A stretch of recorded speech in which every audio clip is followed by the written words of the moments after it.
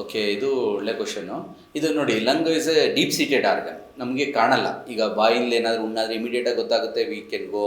For example breast ಎಲ್ಲಾದರೆ we can consult. But it's a deep seated organ. ಇಲ್ಲಿ 1 centimetre 2 centimetre 3 centimetre ಬರೋ ತನಕ ಅದು ನಿಮಗೆ ತೊಂದರೆನೇ ಕೊಡೋಕ್ಕೆ ಹೋಗಲ್ಲ. Once it is gone out from there, ಅಂದರೆ ಆ ಬೋನಿಂದ ಹೊರಗಡೆ ಬಂದ ಮೇಲೆ, cat is out from this bag, ಆವಾಗ ಸಿಮ್ಟಮ್ಸ್ ಬರೋಕ್ಕೆ ಶುರು ಆಗುತ್ತೆ.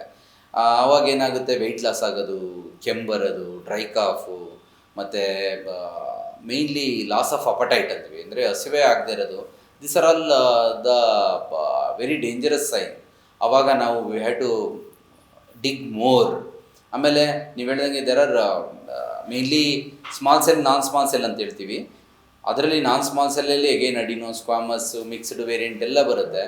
Only main thing is it's a deep seated ಆರ್ಗನ್ನು, ಅಂದರೆ ಒಳಗಡೆ ಇರೋದು, ಒಳಗಡೆ ಕಾಣದೇ ಇರೋದು, ಸ್ಕ್ರೀನಿಂಗ್ ಮಾಡೋದು ತುಂಬ ಟಫ್ ಆಗುತ್ತೆ. But now we are find out low dose C T scan ಅಂತ ಮಾಡಿ we can pick up the smaller listen ಅಂತಲೇ ಹೇಳ್ಬೋದು.